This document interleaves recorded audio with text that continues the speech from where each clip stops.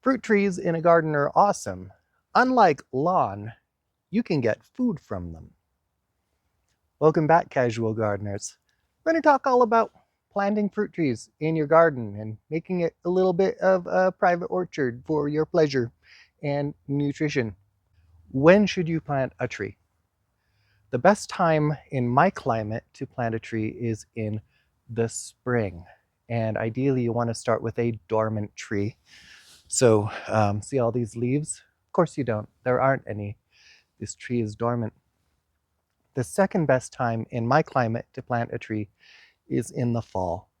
Tied for third best would be summer and winter. You don't want to plant a tree in the summer because that hot, dry weather is going to make it really hard for the tree to establish itself once you've planted it. Similarly, in the winter, it's good luck digging a hole when the ground is frozen. If you live somewhere where the ground doesn't freeze, the answer might be different for you. There are different ways you can get trees. I got a bare root tree. The roots came wrapped in moistened sawdust to keep the roots from drying out during shipping, because you never want the roots to dry out. But you can also get a tree in a burlap bag or a pot. Regardless of how you get the tree, you're going to want to free it completely from the packaging. That includes the burlap sack and that includes the pot. A tree can't root readily through burlap.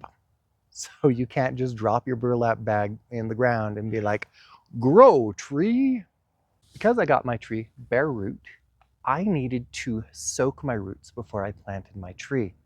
And you generally want to soak bare root trees for 1 to 6 hours before planting them. And soaking the roots like that just allows them to rehydrate a little bit. They lost a lot of moisture during shipping. Trees are supposed to be fine for like 5 to 7 days of shipping, and it took this tree 8 days to get to me. So I was like, I made sure I soaked it. It appears to be fine though. The roots looked good, and I do see some happy green tissue where it's getting ready to break buds. So we're okay. Now, another concern, especially in cooler climates like mine, is you want to make sure that you're getting a tree that is going to be appropriate for your climate. Generally speaking, that's not a peach tree here in Zone 6. But they do need a certain amount of chill hours. So if you are in a colder climate, like me, you want to go find a peach tree with the maximum number of chill hours, and you want something that fruits later in the season. Because what this does for you is it makes sure that you're not going to get flowers on your peach tree before you're done getting frosts, and you won't lose all of your flowers to frost. Those flowers are where the fruit comes from, and if frost kills all your flowers, you will get no fruit. You might have a tree that's doing okay, but part of the reason we grow trees that are fruit trees is to get that fruit. Once you get your tree to your site, you're going to want to dig a hole that's at least twice as big as your root ball.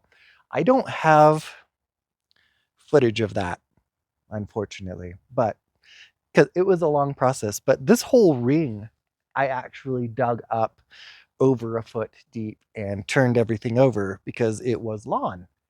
And just burying the lawn in the soil is one way I help ensure that the soil is well draining and full of organic material for my tree, because the organic material is the lawn.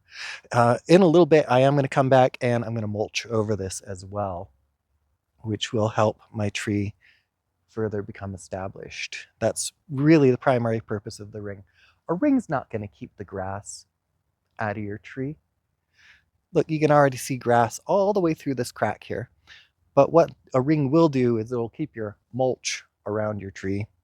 So I dug a hole. Well, this whole thing is a hole, but with a bare root tree, you're also, as you plant it, you're going to want to make sure that your roots are splayed out appropriately. Regardless of how you get your tree, you're going to want to plant it so that the root flare right at the top of where the roots are coming out is at the surface. I also was very careful to pay attention to this graft point here and make sure that my graft is above the soil surface. So oftentimes we'll get grafted fruit trees, and that's actually a benefit. The rootstock is going to be something that has been selected for hardiness and disease resistance, and something that'll establish rapidly and grow really well, but doesn't necessarily give you really good fruit. It's just there to be amazing roots.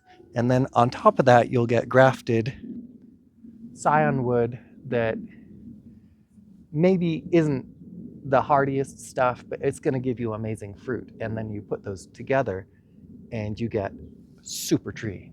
Da, da, da, da. And so that's the whole point. If you have a grafted tree, you can usually spot the graft mark down at the bottom of the trunk and just make sure that never gets buried. If you bury the graft, you're likely to stimulate the rootstock to start putting up foliage of its own that is going to be stronger than your scion tree, and it's probably going to take over, and then you won't get the fruit you want anymore. So we love our rootstock, but we don't want it to get uppity. Now, for at least the first while, I'm going to want to be very careful to make sure I'm keeping this tree watered, but not overwatered, so that it will establish itself. So I'm going to want to be very careful all through the summer, especially since I fully expect to not be watering my lawn as often this summer, because we're going to be having an incredible drought. It's going to be so bad. So my lawn is going to be allowed to die. You don't provide enough water to your lawn to water deeply enough for a tree anyway on a good year. But this year it's going to be especially important for me to make sure I'm specifically watering the tree, because that's the only way it's going to survive. Once you've got your tree in the ground and you filled back in your hole, you're still not done. You're never going to be done. If you really want to enjoy your fruit tree, you're going to have to prune it every year, and you're going to want to feed it every year but your first year. The first year, I am not feeding this tree because we want to establish root growth, not foliage growth. Little, if any, pruning on year one. I'm just going to let the tree settle in and get established. But every year after this year, I'm going to be providing it with fertilizer at the base, and I'm going to be making sure that I prune my tree appropriately to maintain a height that's easy for me to work with, and make sure I'm not getting too much fruit on the tree, which is going to break branches. And I also want to make sure that I have good air movement through the branches, which will help prevent disease. So pruning is non-negotiable in a fruit tree if you want to keep getting fruit. Okay? And that goes for really any fruit tree, not just this fruit tree. I'm super excited to haul my lemon tree back outside and give it a good pruning again this year, just to keep things in shape. If you have any questions about planting trees, make sure you ask them in the comments. Keep in mind that if you don't live in my climate, my answers aren't necessarily going to be specific to your climate, okay? So if you're in Zone 6 Utah, I'm going to be able to help you out a heck of a lot more than if you're in Zone 10 Florida, for example. I think it gets too warm in Zone 10 Florida for peach trees. You're growing different stuff there. I'm also super excited to figure out where to put the bush cherry that I got as well. So it's not a cherry tree, it's a cherry bush. There are bush varieties of cherries. So if you like cherries, but you don't want to commit to a whole tree, a bush cherry might be for you. I think the one I got is hardy zones 4 through 8. So if you're in a colder climate, you can still grow a bush cherry. And because my bush cherry is so cold hardy, I'm low-key considering plopping it on my patio and having a patio fruit bush.